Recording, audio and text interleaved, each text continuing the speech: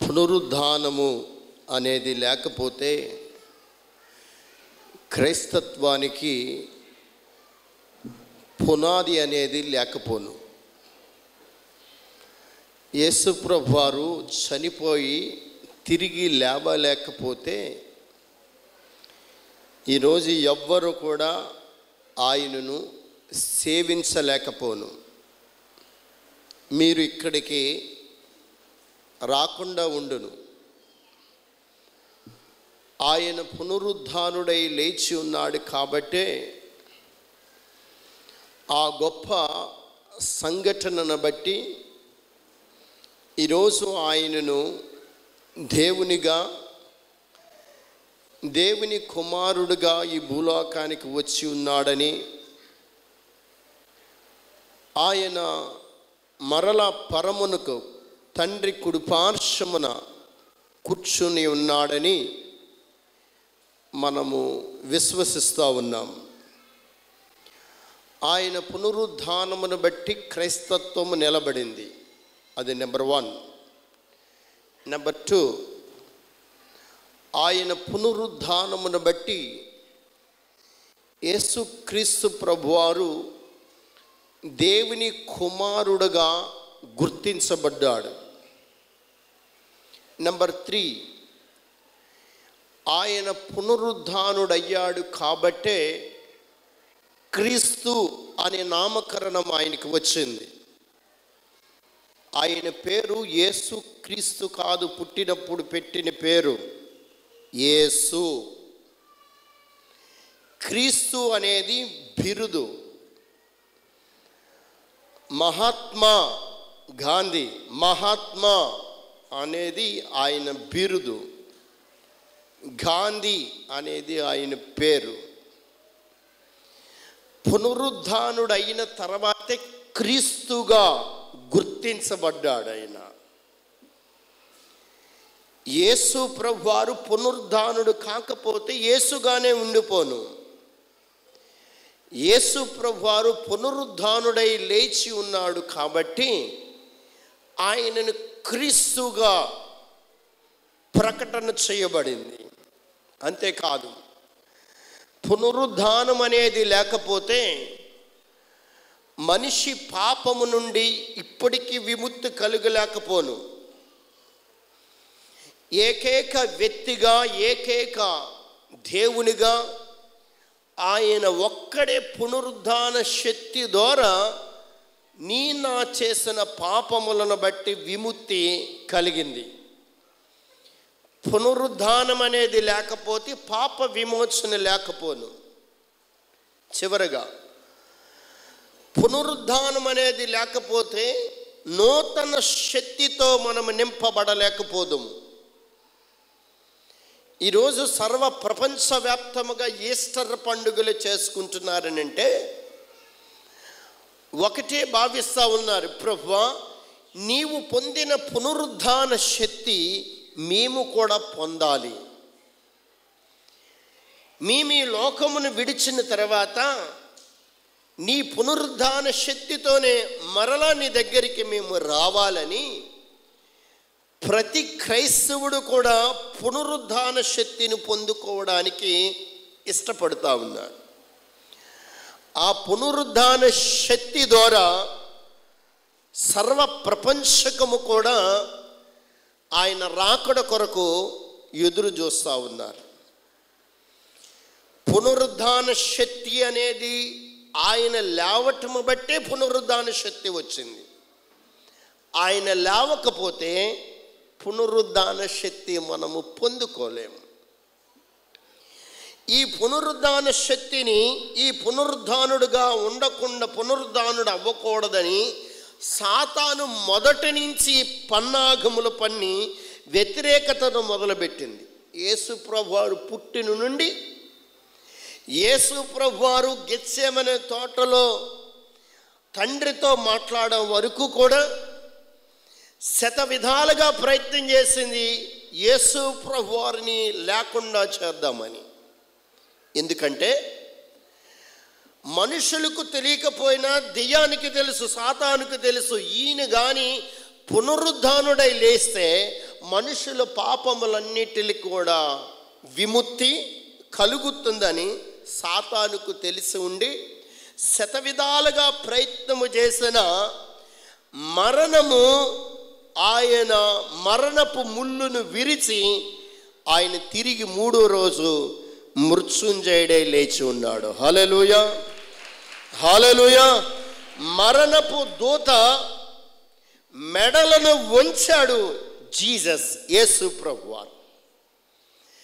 మరణము దూత నుండి ఎవ్వరు ఈ భూలోకంలో తప్పించుకోలేరు. మరణ దూత నుండి ఈ భూలోకంలో ఎవ్వరు తప్పించుకోలేరు.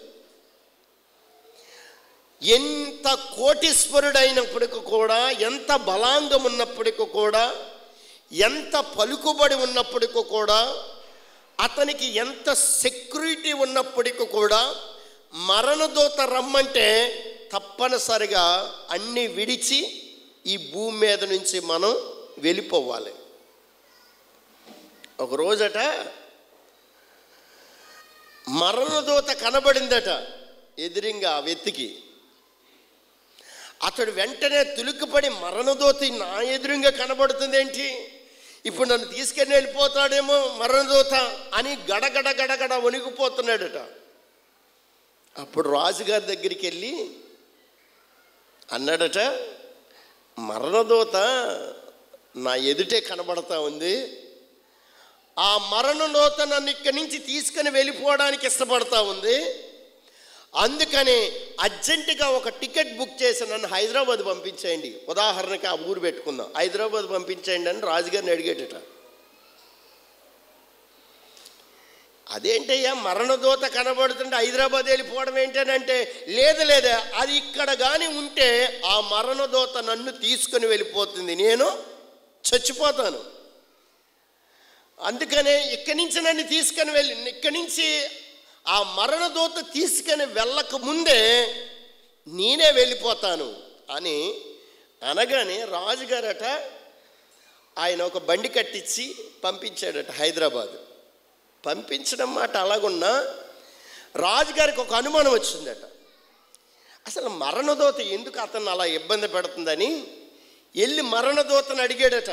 ఎవరో రాజుగారు అడిగాడట, మరణదూత మా ఓడిని ఎందుకు ఇబ్బంది పెడుతున్నావంటే, మరణదూత చెప్పిన సమాధానం ఏంటో తెలుసా, ఆడిని హైదరాబాదులో సిట్టింగ్ వేయాలనుకున్నాను, కానీ ఆడిక్కడెందుకు తిరుగుతున్నాడా అని ఆలోచిస్తూ ఉన్నాను. ఆడికి నాకు హైదరాబాదులో ఉంది సిట్టింగు, హైదరాబాదులో నేను ఆడిని పట్టుకోవాలి, కానీ ఇక్కడేం చేస్తున్నాడా అని ఎదురు చూస్తూ ఉన్నాను, ఏంటి ఇక్కడేం చేస్తున్నాడా అని. మరణదూత టార్గెట్ ఎక్కడా, మనోడు ఎక్కడికి వెళ్ళాడు, అక్కడికి వెళ్ళాడు. మరణదూత నుండి ఎవరు కూడా తప్పించుకోలేరు. ఆ మరణదూత ముళ్ళుని విరిచి జయశీలుడిగా నిలబడిన ఒకే ఒక వ్యక్తి, ఆయనే యేసుక్రీస్తు ప్రభుల వారు. హల్లెలూయా. విక్టోరీ రాణి, దేశానికి గొప్ప రాణిగా పేరును సంపాదించుకున్న రాణి మీరు చూస్తున్నారు. ఆ రాణి మరణ పడక దగ్గరికి వెళ్ళిపోతున్నప్పుడు డాక్టర్లందరినీ పిలిచి ఏమన్నదో తెలుసా, నా యావదాస్తి మీకు రాసేస్తాను, నాకు కొద్ది ఆయుష్కాలం పెంచుతారా. డాక్టర్లందరూ కూడా వారు అలా చూస్తున్నారు, కానీ మరణదూతను ఏమాత్రము వారు ఆపలేకపోయారు. మైకేల్ జాన్సన్ ఏమనుకున్నాడో తెలుసా, నేను 150 సంవత్సరాలు బ్రతకాలనుకున్నాడు. మీరు చూస్తున్నారు, ఆయన 150 సంవత్సరాలు బ్రతకాలనుకున్నాడు, కానీ 50 సంవత్సరాలకే భూమిని ఖాళీ చేసేసాడు. ఈయన భోజనం తినాలంటే ల్యాబ్కి వెళ్ళి పరీక్ష చేస్తే కానీ ఆ భోజనం ఆయన ముట్టడు. ఈయన చనిపోతాడేమో లేదా అవయవాలు ఏవైనా డ్యామేజ్ అవుతాయేమో అని కొన్ని 100 మందిని ప్రత్యేకపరుచుకొని, ఒకవేళ నా గుండె పాడైపోయినా, లివర్ పాడైపోయినా, కిడ్నీలు పాడైపోయినా, నుంచున్న ఫలంగా మీ లివర్ మీ కిడ్నీ నాకు ఇవ్వాలని అగ్రిమెంట్ చేసుకొని వాళ్ళకి కొన్ని కోట్ల రూపాయలు ఇచ్చాడు. అలా అందరూ ఉన్నారు, ఏ అవయము పాడైపోయినా ఆయనకి ఇవ్వడానికి, డొనేషన్ చేయడానికి. కొన్ని ఎకరాలలో అతని ఇల్లు, కావలసినంత డబ్బు, కావలసినంత పలుకుబడి, కొన్ని కోట్ల మంది ఆయన అభిమానులు ఉన్నారు. కానీ 50 సంవత్సరాలకే మరణించాడు. మరణము అతడు ఆపలేకపోయాడు. మరణము దూత అతను వచ్చి అతన్ని తీసుకుని వెళ్ళిపోయింది. మరణము ముందు తల వంచవలసిందే ఎవరైనప్పటికీ కూడా. ఈజిప్టులో కేరో అనే నగరంలో పిరమిడ్స్ ఉంటాయి. ఆ పిరమిడ్స్లో ఎక్కువ రాజుల సమాధులు ఉంటాయి. ఫరోలు సమాధులన్నీ కూడా ఆ పిరమిడ్లో ఉన్నవే. ఆ పిరమిడ్లో సుగంధ ద్రవ్యాలు పూసి ఆ పిరమిడ్లో పెట్టిన మహా గొప్ప రాజులుగా ఈజిప్ట్ దేశములను ఏలిన రాజులు ఇప్పటికీ ఆ సమాధిలో ఉన్నారు. కానీ వారు లేవలేదు. మరణము ముందు వారు తల వంచారు.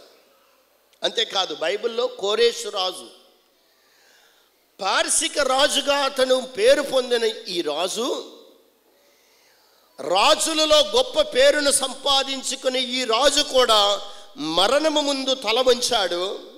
అతడు తిరిగి లేవడానికి కూడా, చనిపోయిన ఆ వ్యక్తి ఎంత వర్క్ చేసినా భూమి మీద బ్రతికునేటప్పుడు ఎంత పేరు సంపాదించుకున్నా లేచిన దాగతాలు ఇక్కడ కనబడల. 33 సంవత్సరాలకి జగదీక వీరుడు అని పేరు అతనికి. జగదీక వీరుడు అలెగ్జాండర్, గ్రేట్ అలెగ్జాండర్, ప్రపంచ దేశాలను జయించిన మహా గొప్ప గ్రీకు వీరుడుగా పేరు పొందిన ఈయన ఈజిప్ట్ దేశంలో అలెగ్జాండ్రియా అనే ప్రాంతంలో ఆయన సమాధి ఉంది. ఆ సమాధి ఇప్పటికీ అలాగే ఉంది. అది తెరవబడల, ముగిబడే ఉంది.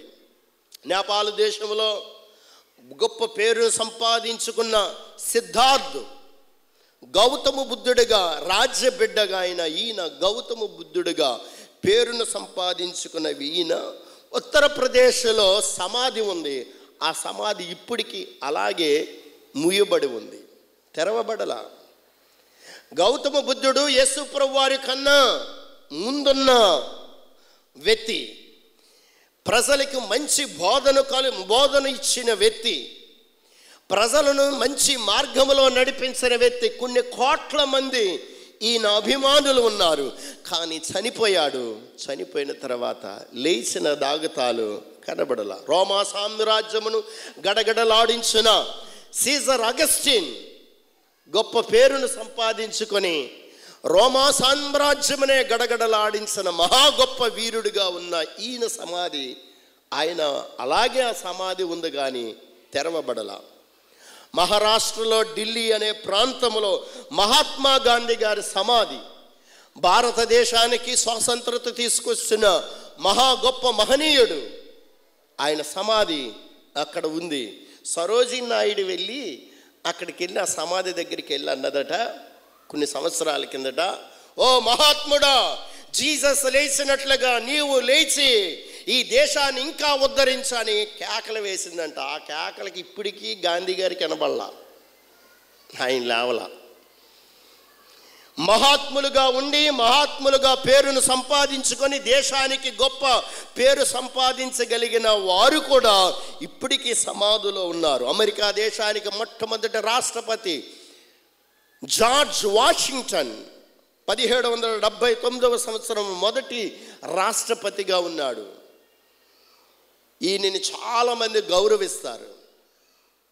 ఆ రోజు నుంచి ఈ రోజు వరకు కూడా ప్రతి రాష్ట్రపతి వారు ప్రమాణ స్వీకారం చేసే ముందు వారు బైబిలే తీసుకుని వెళ్తారు. బైబిల్ మీదే వారు ప్రమాణం చేస్తారు. గొప్ప పేరు పొందిన జార్జ్ వాషింగ్టన్ కూడా సమాధి అలాగే ఉంది. కానీ యేసు ప్రభు వారు చరిత్రలో నిలిచిపోయిన మహా గొప్ప మహనీయుడిగా ఉన్నాడు. ఆయన సమాధి ఆయన ఎముకలను కానీ, ఆయన శరీరము కానీ, ఆయన యొక్క ఆ ఆనవాలు కానీ భూమి మీద లేకుండా ఉండడానికి కారణం ఒకే ఒక కారణం, ఆయన సజీవుడై మన మధ్య ఆయన నివాసము చేస్తా ఉన్నాడు. ఆయన హల్లెలూయా, హల్లెలూయా, హల్లెలూయా. ఆయన సజీవుడై లేచి ఉన్న రోజు ప్రపంచానికి గొప్ప సందేశమునిచ్చుచున్న రోజు. ప్రపంచకంలో గొప్పవారు, శాస్త్రవేత్తలు, గొప్ప గొప్ప పేరుని పొందిన వారు అనేక మంది వచ్చారు. కానీ అందరూ చనిపోయారు, కానీ ఎవరు తిరిగి లేచిన దాఖతాలు లేవు. యేసు ప్రభు వారు పునరుద్ధానం గురించి చాలామంది పునరుద్ధానం లేదు, ఆయన చనిపోయాడు కానీ మరలా లేవలేదని ఇతండ వాదన చేసేవారు అనేక మంది ఉన్నారు, ఇప్పటికీ ఉన్నారు, గత కాలములో ఉన్నారు. వారు చాలా పుస్తకాలు రాశారు. అలాంటి వ్యక్తులలో ఒక వ్యక్తి ఫ్లాక్స్ మేరీసన్ అనే ఒక వ్యక్తి ఏమన్నాడంటే, ఇతను మహా గొప్ప జ్ఞాని, జ్ఞానము కలిగిన, ప్రపంచకంలో ఇతను మంచి జ్ఞానము కలిగిన వాడిగా పేరును పొంది ఉన్నాడు. ఇతను ఏమన్నాడంటే, శిష్యులు భ్రమపడుతున్నారు. ఎందుకు భ్రమపడుతున్నారంటే, యేసు ప్రభువుని బాగా ప్రేమించారు. మగ్దలైన మరియ కూడా బాగా యేసు ప్రభువుని ప్రేమించింది. ప్రేమించడం బట్టి నా కళ్ళ ముందే ఉన్నాడు, ఆయన నా కళ్ళ ముందే మాట్లాడుతున్నాడని భ్రమలో ఉన్నారు అని ఒక పుస్తకం రాశాడు. యేసు ప్రభువారి శిష్యులు భ్రమలో ఉన్నారు, ఆయన లేవలేదని. సో భ్రమలో చాలా, మనం దానికి కొద్దిగా వివరణ చెప్తాను. మనం ఎవరినైనా బాగా ఎక్కువగా ప్రేమించామనుకో, వాళ్ళు మన ఇంట్లోనే ఉన్నట్టుగా అనిపిస్తుంది, అది భ్రమ. ఉదాహరణకి ఇంకా మీకు చెప్తాను. నేను ముఖ్యమంత్రి అనుకోండి, నేను ముఖ్యమంత్రిని అనుకోండి. నేను ఆ భ్రమలో ఉన్నాను. ఏ భ్రమలో? కొద్దిగా చెప్పండి, మీరు నవ్వద్దు, కొద్దిగా చెప్పండి. నేను ముఖ్యమంత్రి అనుకోండి, అంటే మిమ్మల్ని అంటే బాగోదు కదా, నేను అనుకుంటున్నాను. నేను ముఖ్యమంత్రిని అనుకోండి, నేను భ్రమలో ఉన్నాను. అందరికీ చెప్తున్నాను, చర్చ్ వాళ్ళు అందరు మందిరంలో ఉన్నవారు, నేను ముఖ్యమంత్రి. మీరు నా ఎదురింగా నవ్వలేక పక్కకి వెళ్ళి నవ్వుతున్నారు. నేను రోడ్డు మీదకి వెళ్ళి బండి వేసుకొని కానీ కారు వేసుకొని వెళ్ళినప్పుడు పోలీసుడు ఆపాడు అనుకో, అరే ఏంట్రా నన్ను ఆపుతా, నేను ముఖ్యమంత్రిని రా, నన్ను ఆపుతామా అని అనగానే అప్పుడు నన్ను ఏం చేస్తాడో, అది అమ్మగారికి అంత ఇష్టమో లోపలేస్తారు. లోపలేయడం మాట కరెక్ట్ అది, కానీ మన భ్రమ ఎప్పుడు పోతుందో తెలుసా? లోనకి తీసుకెళ్ళిన తర్వాత ఒక నున్నటి కర్ర తీసుకొని వచ్చి ఫడేల్ మరి నన్ను వేసినప్పుడు అప్పుడు నేను భ్రమలోంచి బయటకు వచ్చేస్తాను. అబ్బెబ్బే, నేను ముఖ్యమంత్రిని కాదు, నేను భ్రమలో ఉన్నాను, ఆ మాత్రం దాన్ని కొట్టేస్తారా అని నేను మెదలకంటే వచ్చేస్తాను నేను. అవునా? ఇది భ్రమ. ఈయన అన్నాడు, మోరిసన్ అనే వ్యక్తి శిష్యులు భ్రమలో ఉన్నారని అన్నాడు. సరే, శిష్యులు భ్రమలో ఉంటే, శిష్యులు యేసు ప్రభు వారు చనిపోయి ఆయన లేచిన తర్వాత ప్రతి ఒక్కరు కూడా హతసాక్షులయ్యారు, కానీ ఎవరు కూడా వారి జీవితంలో యేసు లేవలేదనే మాట ఎవ్వరూ చెప్పలేదు. వారు భ్రమలో ఉంటే కొట్టిన దెబ్బలకి, వారు భ్రమలో ఉంటే వారు చర్మమును ఒలిచిన ఆ స్థితికి, వారు భ్రమలో ఉంటే శిరక్షాదమున చేసిన స్థితికి, వారు భ్రమలో ఉంటే అగ్నిలో కాల్చివేసిన స్థితికి మేము భ్రమలో ఉన్నాము, యేసు ప్రభు వారు లేవలేదు అని చెప్పాలిగా.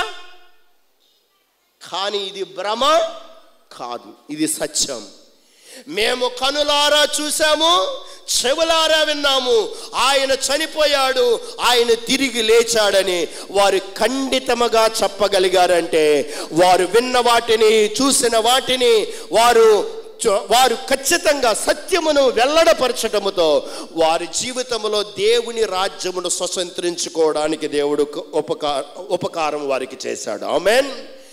ఈరోజు యేసు ప్రభువారు చనిపోయి ఆయన లేచి ఉన్నాడనే మాట సత్యము అని ప్రతి క్రైస్తవులు నమ్ముతున్నారు. క్రైస్తవ వేతరులు కూడా యేసు ప్రభువారు సజీవుడై లేచి ఉన్నాడని నమ్మిన వారిగా మనం ఉండాలి. ఆయన దగ్గర మనం ఎదురు చూపును చూడాలి. సజీవుడైన యేసు ప్రభువారి కోసం మనం ఎదురు చూపులు చూడాలి. ఎందుకంటే ఆయన మృతమైన వాడు కానే కాదు, సజీవుడైన వాడు ఆయన.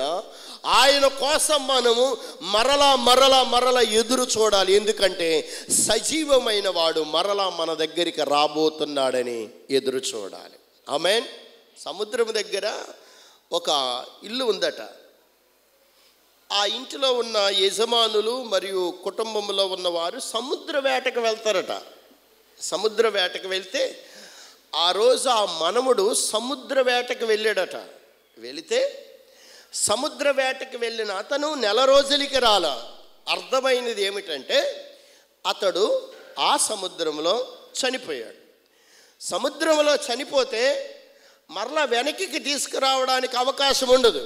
ఎందుకంటే చాలా కష్టం, ఎక్కువ రోజులు అయిపోతుంది, బాడీ పాడైపోతుంది, వాసన వచ్చేస్తుంది. అందుకని వారు ఒక పని చేస్తారు, చనిపోయిన వ్యక్తిని ఆ సముద్రంలోనే పడవేస్తారు, చేపలు తినేస్తాయి. ఆ వ్యక్తి అలాగూ చనిపోయాడు, చేపలు తినేసినాయి, అయిపోయింది. ఇక్కడ ఉన్న అమ్మమ్మకి మనవడు గురించి ఎక్కువగా ప్రేమ కలుగుతూ ఉంది. అమ్మమ్మ ఆమె వయసు కొద్దిగా పెద్దదైంది కాబట్టి ఆమె ఈ వార్త చెబితే ఎక్కడ చచ్చిపోతుందో అని అమ్మమ్మకి వార్తను చెప్పకుండా వస్తాడు అని చెబుదాం అని చెప్పారు. అమ్మమ్మ దగ్గరికి వచ్చారు, నా మనవడేడని అడిగారు. మనవడు వస్తాడు, ఆ తుఫానులో మరొక దేశానికి ఆ వాడ వెళ్ళిపోవటంతో ఆ దేశం నుంచి మరలా తిరిగి వస్తాడని చెప్పటంతో బయట గుమ్మమ్మ దగ్గరే 12 సంవత్సరాల నుంచి ఆ మనవడ కోసం ఎదురు చూస్తుందంట. ఎన్ని సంవత్సరాల నుంచి? ఇతడు మృతమైన వాడా సజీవమైన వాడా? సజీవమైన వాడైతే తప్పగా వస్తాడు, మృతమైన వాడు రాడు. మన దేవుడు సజీవమైన వాడు, మృతమైన వాడు కాదు. ఆయన తిరిగి మరలా మధ్యాకాశంలోనికి రాబోతా ఉన్నాడు ఆయన. హల్లెలూయా. ఆయన వచ్చే సమయమునకు మనము సిద్ధపాటు కలిగి ఉండడానికి మనకు ఉండవలసిన లక్షణాలు ఏంటో తెలుసా? పునరుద్ధాన శక్తిని మనము పొందుకోవాలి. ఏ శక్తిని? పునరుద్ధాన శక్తిని మనము పొందుకోవాలి. ఎప్పుడైతే మనము పునరుద్ధాన శక్తిని పొందుకుంటామో ఆయన వచ్చే సమయంలో, ఆయన బోర ఊదే సమయంలో మనం ఎత్తబడే గుంపులో ఉండగలుగుతాం. పునరుద్ధానము వల్ల కలిగే లాభాలను నేను కొన్ని మాటలు మీకు తెలియపరుస్తాను. లోకసువార్త 24వ అధ్యాయము 17వ వచనం. లోకసువార్త 24వ అధ్యాయము 17వ వచనం. ఆయన మీరు నడుచుచు ఒకరితో ఒకరు చెప్పుకొనుచు ఈ మాటలు ఏమని అడగగా వారు దుఃఖముఖములై నిలిచిరి. ఈ సందర్భము ఎమ్మాయికు వెళ్ళే మార్గములో ఇద్దరు యవనస్సులు యేసు ప్రభువారి గురించి సంభాషించుకుంటున్నారు. ఆయన రాజుగా, ఆయన మనుషులు పాపములని విముక్తిని కలుగు చేయడానికి వచ్చిన గొప్ప మహనీయుడిగా ఆయన మరణ శిక్ష విధించబడింది. ప్రధాన యాజకులందరూ మరణ శిక్ష విధించారు. ఆయన గొప్పవాడిని సంభాషించుకొనుచు ఉన్నప్పుడు వారిద్దరి మధ్యలో యేసు ప్రభువారు వచ్చారు. వచ్చి ఏం మాట్లాడుకుంటున్నారని అడిగినప్పుడు వారు దుఃఖముఖములై వారు యేసు గురించి చెబుతా ఉన్నారు. యేసని వారు గుర్తుపట్టలేకపోయారు, కానీ దుఃఖముఖములై యేసు ప్రభువారి గురించి చెబుతా ఉన్నారు. ఇక్కడ మాటను మనం చాలా జాగ్రత్తగా గమనిస్తే అదే మాట యోహాను సువార్త 20వ అధ్యాయము 11వ వచనంలో ఆ మగ్దలేనే మరియ ఏడ్చుచు సమాధి వైపు వంగి చూస్తూ ఉందంట. అక్కడ దుఃఖము కనబడుతుంది. ఎమ్మాయికు వెళ్ళే ఈ యొక్క యవనస్సులలో దుఃఖముఖము కనబడుతుంది. దుఃఖముఖము దేనికోసము? యేసు నీతిమంతుడైన యేసు ప్రభువారిని సిలువ వేశారు. యేసుని జ్ఞాపకము చేసుకుంటున్నారు, యేసు సన్నిధిని జ్ఞాపకము చేసుకుంటున్నారు. వారు ఎప్పుడైతే దుఃఖముఖముతో ఉన్నారో మగ్దలేని మరియకు యేసు ప్రభువారు పునరుద్ధానుడై కనిపించాడు. అదే సేమ్ టైం ఎమ్మాయికు వెళ్ళే ఇద్దరు యవనస్తులకు యేసు ప్రభువారు పునరుద్ధానుడై కనిపించాడు. ఇక్కడ ఈ మాటకు మనం చాలా జాగ్రత్తగా ఆలోచించి లేదా వింటే మనకు ఒక మాట ఇక్కడ అర్థమవుతుంది. ఎవరైతే యేసు ప్రభువారు పునరుద్ధాన శక్తి కోసం ఎదురు చూస్తారో, ఎవరైతే దుఃఖముఖములో ఉన్నవారు, ఎవరైతే బాధతో ఉన్నవారు, ఎవరైతే వ్యాధులకు గురవుతూ ఉన్నారు, మీ కుటుంబం నుంచి కానీ, జీసస్ గురించి కానీ, లేదా మీ శారీరకమైన సమస్యల గురించి కానీ, మీ బిడ్డల గురించి కానీ, నీ బంధువుల గురించి కానీ, నీ భర్త భార్య గురించి కానీ, నీ హృదయంలో ఏ రకమైన దుఃఖకరమైన పరిస్థితిలో నీవు ఇక్కడికి వచ్చినా, ఒకవేళ అనారోగ్యమైన పరిస్థితులు ఇక్కడికి వచ్చినా, గుండెల్లో చెప్పుకోలేని బాధతో ఒకవేళ ఇక్కడికి వచ్చినా, నా ప్రభు వారు ఏమంటున్నాడు తెలుసా? ఎమ్మాయికు వెళ్ళే ఇద్దరు వారు దుఃఖముఖములో ఉన్నారు, ఇక్కడ మగ్దలేని మరియ దుఃఖముఖముతో ఉంది. వీరు దుఃఖమును తీర్చిన దేవుడిని, వీరు దుఃఖములో నేను పాలుభాగస్తుడుగా మారి వారు కన్నీటిని నాట్యముగా చేసిన నేను, వారు దుఃఖమును నేను మాన్పిన నేను, మీ జీవితంలో ఏ దుఃఖమున్నా నా పునరుద్ధాన శక్తి ద్వారా మీ దుఃఖమును నాట్యముగా చేయబోతున్నాను అంటున్నాడు ఆయన. ఆమేన్. మీ దుఃఖము అది ఏదైనప్పటికీ కూడా మీ దుఃఖము పునరుద్ధాన శక్తి ద్వారా అది దూరమైపోతా ఉంది. ఆమేన్. దుఃఖం ఇక మీదట ఉండదు. పునరుద్ధాన శక్తిని ఎప్పుడు నీవు జ్ఞాపకం చేసుకుంటావో అప్పుడు నీ దుఃఖమును దేవుడు నాట్యముగా మారుస్తాడు. గుండెల్లో హృదయములో ఆనందాన్ని కలుగు చేస్తాడు. మానసికమైన రుగ్మతల నుంచి విడిపిస్తాడు. పునరుద్ధాన శక్తి ద్వారా స్వస్థతనిస్తాడు. పునరుద్ధాన శక్తి ద్వారా విడుదలను కలుగు చేస్తాడు. పునరుద్ధాన శక్తి ద్వారా సమస్తమును నీ పట్ల ఆయన సాధ్యము పరచగలుగుతాడు. పునరుద్ధాన శక్తి దుఃఖమునంతా కూడా ఏం చేస్తుంది? మొట్టమొదటిగా దూరం చేస్తుంది. హృదయములో ఏ దుఃఖమున్నా దానిని దూరం చేసేది పునరుద్ధాన శక్తి. మరి ఏం చేయాలి ఇప్పుడు? ప్రభువా, నీ పునరుద్ధాన శక్తి ద్వారా నా దుఃఖమును దూరపరచు. నీ పునరుద్ధాన శక్తి ద్వారా నా గుండెలు బరువెక్కువైపోయిన నా స్థితి నుంచి తేలిక చేయి. నీ పునరుద్ధాన శక్తి ద్వారా నా కుటుంబంలో స్వస్థతనివ్వండి. నీ పునరుద్ధాన శక్తి ద్వారా నాకు నెమ్మదినివ్వమని నీవు అడగగలిగితే ఆ పునరుద్ధాన శక్తిని నువ్వు పొందుకొని నువ్వు బయటికి వెళ్ళబోతా ఉన్నావు నువ్వు. ఆమేన్. ఇది నెంబర్ 1. నెంబర్ 2, లోకాసు వార్త 24వ అధ్యాయము 31వ వచనము, 32, 33వ వచనం. వారు కనులు తెరవబడి వారు ఆయనను గుర్తుపట్టిరి. అంతటా ఆయన వారికి అదృశ్యమైను. అప్పుడు వారు ఆయన త్రోవలో మనలో మాట్లాడుచు లేఖనమును మనకు బోధించుచున్నప్పుడు మన హృదయము మనలో మండుచుండలేదా అని ఒకరితో ఒకరు చెప్పుకునిరి. ఆ గడియలోనే వారు లేచి యెరూషలేమునకు తిరిగి వెళ్ళగా 11 శిష్యులు వారితో కూడా ఉన్నవారు కూడి వచ్చి ప్రభువు నిజముగా లేచి సీమోనుకు కనబడినని చెప్పుకునిరి. వారిది విని త్రోవలో జరిగిన సంగతులను, ఆయన రొట్టె విరిచిన సంగతులను ఎలాగు తెలపబడునో అది ఆదియు తెలియచేసిరి. అంటే పునరుద్ధాన యోహాను సువార్త 20వ అధ్యాయము 1వ వచనములో కూడా ఆమె చీకటిగా ఉన్నప్పుడు వెళ్ళింది. అంటే భయము అనేది తనలో నుంచి దూరం అయిపోయింది.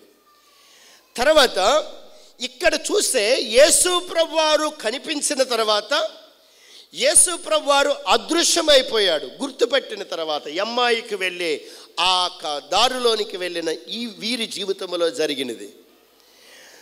యేసు ప్రభువారు అదృశ్యం అవ్వగానే ఇక రోమా ప్రభుత్వానికి భయపడటంలా యేసు ప్రభువారు గురించి మరలా యెరూషలేముకు ఎమ్మాయి నుంచి మరలా ఆ రాత్రే వారు భయపడకుండానే యెరూషలేముకు వారు వెళ్ళారు.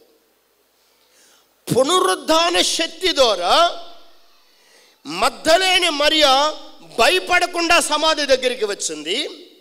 పునరుద్ధాన శక్తి ద్వారా వీరు భయపడకుండా తిరిగి యెరూషలేముకు వారు బయలుదేరుతా ఉన్నారు.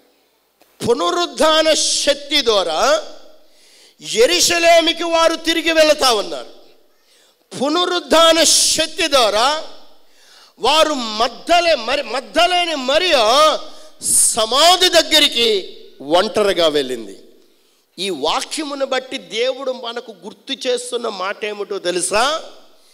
పునరుద్ధాన శక్తి నీలో ఉండగలిగితే ఎటువంటి భయాందోళనకరమైన పరిస్థితులు నిన్ను వెంటాడుతున్నా, ఎవరి నుంచి భయపడుతున్నా, సాతాను నుంచి భయపడుతున్నా, సాతాను క్రియల నుంచి భయపడుతున్న సాతాను నిన్ను భయపెడుతున్నా, మనుషులు నిన్ను భయపెడుతున్నా, పరిస్థితులు నిన్ను భయపెడుతున్నా, అనారోగ్యమైన పరిస్థితి నిన్ను భయపెడుతున్నా, ఉద్యోగ వ్యాపార విషయంలో భయాందోళనకరమైన పరిస్థితులు నీకు ఎదురవుతున్నా, నీ చుట్టూ ఎటువంటి భయములు నిన్ను చుట్టుముట్టుకున్నా, నా ప్రభువారు రెండో మాటగా చెబుతున్న మాట ఏమిటో తెలుసా?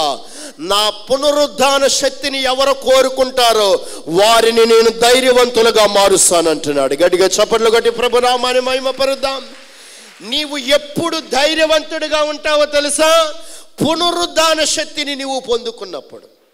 అడగండి ఈరోజు, ప్రభువా నేను భయపడుతున్నాను ఈ అప్పుల బాధ నుంచి, నేను భయపడుతున్నాను ఈ అనారోగ్యమైన నుంచి, నేను భయపడుతున్నాను నా భర్త నుంచి, భార్య నుంచి, బిడ్డల నుంచి. ఎస్, నేను భయపడుతున్నాను, నా పరిస్థితులు నా కళ్ళ ముందు కనబడుతున్న పరిస్థితులు నేను తల్లడిల్లిపోతున్నాను. నీ పునరుద్ధాన శక్తిని నాలో ఉంచండి ప్రభువా. నీ పునరుద్ధాన శక్తిని నేను పొందుకోవాలి. ఆ శక్తి నాకు కలిగితే నాలో ఉన్న భయములన్నీ తొలగిపోతాయి. ఆ అమ్మాయికి వెళ్ళి ఆ యవనస్తుల జీవితంలో ఏ రకంగా భయాన్ని తొలగించావో, మగ్దలేని మరియ జీవితంలో ఏ రకంగా భయాన్ని తొలగించావో, నా జీవితంలో ఆ భయాన్ని తొలగించు. ఆ పునరుద్ధాన శక్తిని నేను కూడా పొందుకోవాలని ఈరోజు ఎవరైతే ఆ ప్రార్థన చేస్తారో, నా ప్రభువారు చెబుతున్న మాట ఏమిటో తెలుసా? ఆ పునరుద్ధాన శక్తి ద్వారా మీరు భయము నుంచి విడిపించబడి ధైర్యవంతులుగా దేవుడు మిమ్మల్ని నిలబెట్టే రోజు రాబోతా ఉంది. గట్టిగా చప్పట్లు కొట్టి ప్రభు నామాన్ని మహిమపరుద్దాం. హల్లెలూయా, హల్లెలూయా. ధైర్యవంతులుగా దేవుడు చేస్తాడు. మూడవది, పునరుద్ధాన శక్తి ద్వారా లోకాసు వార్త 24వ అధ్యాయము 33వ వచనములో ఉన్న మాట మరలా ఒక్కసారి చదువుదాం. ఆ గడియలోనే వారు లేచి యెరూషలేముకి తిరిగి వెళ్ళగా. ఇక్కడ చూడండి, వారు భ్రమ అనుకోలేదు. వారు భ్రమ అనుకున్నారా? లేదు. వారు కనులారా యేసు ప్రభు వారిని చూశారు. వారి గుండెలు మండి వారు ప్రయాణం అవుతున్నారు. విశ్వాసము వారికి అధికమైంది. యేసు ప్రభు వారు చెప్పారు, ఆ లేఖనములు చెప్పబడిని, నేను తిరిగి 3వ రోజు లెగుస్తానని ప్రభు వారు చెప్పారు. మనము దానిని వినలేదు, గ్రహించలేదు. అయినా ఈరోజు యేసు ప్రభు వారు మనకు కనిపించారు కాబట్టి అధిక విశ్వాసముతో ఇప్పుడు మనము ప్రజల దగ్గరికి వెళదామని విశ్వాసమును ఆధారం చేసుకొని క్రీస్తును చూసిన దానిని, క్రీస్తు వారికి కనిపించిన దానిని నమ్మి వారు ప్రజల దగ్గరికి వెళ్ళి చెప్పారు, మేము యేసుని చూశామని. ఇదే సందర్భము యోహాను సువార్త 20వ అధ్యాయము 18వ వచనములో, అమ్మా నీవు ఏదైతే చూసావో వెళ్ళి ప్రజలకు చెప్పు. యేసు ప్రభువారు ఆ తోటమాల అనుకొని ఆమె మాట్లాడుతుంది, అయ్యా ఆయన ఎక్కడ పెట్టారో చెప్పండి, నేను మోసుకొని వెళ్ళిపోతాను. పిలిచాడు ఆయన, అమ్మా పిలిచాడు. అమ్మా అని పిలవగానే ఆయన బోధకుడు స్వరమని ఆమె గుర్తెరిగింది. బోధకుడా అని అనగానే, నన్ను ముట్టుకుంటావేమో, ముట్టుకో మాకు, నేను ఇంకా పరమునికి వెళ్ళలా, ఇప్పుడు నువ్వు చూసినది వెళ్ళి చెప్పు. ఇప్పుడు ఈమె విశ్వాసముతో బయటికి వెళుతుంది. అంతకుముందు చెప్పిందండి, యేసును చూడకముందు చెప్పింది. ఆమె చూసింది వెళ్ళి బయటికి చెబితే పేతురు వచ్చాడు, చూసి వెళ్ళిపోయాడు. శిష్యులు వచ్చారు, చూసి వెళ్ళిపోయారు. మరికొంతమంది స్త్రీలు వచ్చారు, చూసి వెళ్ళిపోయారు. కానీ వారు నమ్మశక్యము కాలేకపోయింది. కానీ ఇప్పుడు డైరెక్టర్గా ఈ మగ్దలేనే మరి ఎవరిని చూసింది? యేసునే చూసింది. ఇప్పుడు యేసును చూడటంతో నమ్మకం ఏమవుతుంది? అధికమైపోయింది. యేసును చూడటం విశ్వాసం అధికమైపోయింది. పునరుద్ధాన శక్తి నిన్ను విశ్వాసము అధికంగా చెయ్యగలుగుతుందని ఈ సందర్భంలో మనము నమ్మాలి. విశ్వాసము అధికం అవ్వాలంటే పునరుద్ధాన శక్తి నీ హృదయంలోనికి రావాలి. దేవుడి మీద అపారమైన ప్రేమ పెంచుకోవాలంటే పునరుద్ధాన శక్తి నీ జీవితంలో అధికం అవ్వాలి. ప్రేమతో వచ్చింది మగ్దలేనే మరియ. వీరు హృదయపూర్వకంగా యేసుని జ్ఞాపకం చేసుకుంటున్నారు. ఎమ్మాయికి వెళ్ళే శిష్యులు, ఎమ్మాయికి వెళ్ళే యవనస్తులు దుఃఖముఖముతో ఉన్నారు. వారి ప్రేమను ఎరిగి ఉన్నాడు, వారి విశ్వాసమును ఎరిగి ఉన్నాడు, వారి యొక్క పరిస్థితిని ఎరిగి ఉండి యేసు ప్రభువారు వారి దగ్గరికి వచ్చాడు. ఇక్కడ వినండి, విశ్వాసము అధికము చేసేది పునరుద్ధాన శక్తి ఒక్కటే. ఈరోజు వాక్యం వింటున్న ప్రియ సహోదరులారా, పునరుద్ధాన శక్తి ఒక్కటే ఆయనకి ఇంకా మనల్ని దగ్గరగా తీసుకుని వెళ్ళగలుగుతుంది. పునరుద్ధాన శక్తి ఒక్కటే ఇంకా విశ్వాసాన్ని ప్రభు దగ్గర పెంచేటట్లుగా చేస్తుంది. పునరుద్ధాన శక్తి సమృద్ధిని ఇవ్వగలుగుతుంది. పునరుద్ధాన శక్తి పైనుండి శక్తిని ఇవ్వగలుగుతుంది. పునరుద్ధాన శక్తి ఆయన సత్యవంతుడని గుర్తు చేయగలుగుతుంది. పునరుద్ధాన శక్తి ఆయన దగ్గర మనము హక్కుదారులమే అని చెప్పగలుగుతాం. ఆ పునరుద్ధాన శక్తి పరలోకములోనికి వెళ్ళడానికి నిరీక్షణకు ఆధారముగా మారింది. పునరుద్ధాన శక్తి లేకపోతే దేవునిని విశ్వసించలేం మనం. ఈరోజు యేసు ఎవరో తెలియకపోను, పునరుద్ధాన శక్తి ఉండటము బట్టే యేసును మనం విశ్వసిస్తూ ఉన్నాం. ఆ పునరుద్ధాన శక్తి నీలో అధికం అవ్వాలి. అధికమైతే ఇంకా ప్రభువుని నీవు విశ్వాసముతో ఆయనను వెంబడించగలుగుతాం. పునరుద్ధాన శక్తి నీలో ఉంటే భయములన్నిటి నుంచి తొలగిస్తాడు. పునరుద్ధాన శక్తి ఉంటే నీ దుఃఖములకు దేవుడు ముగింపును కలుగు చేస్తాడు. లాస్ట్ మాట చెప్పి నేను ముగిస్తాను.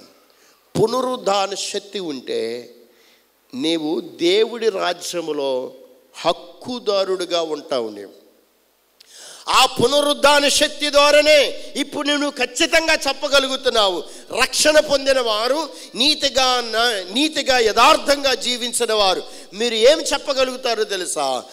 నా పరమ తండ్రి అని చెప్పగలుగుతారు.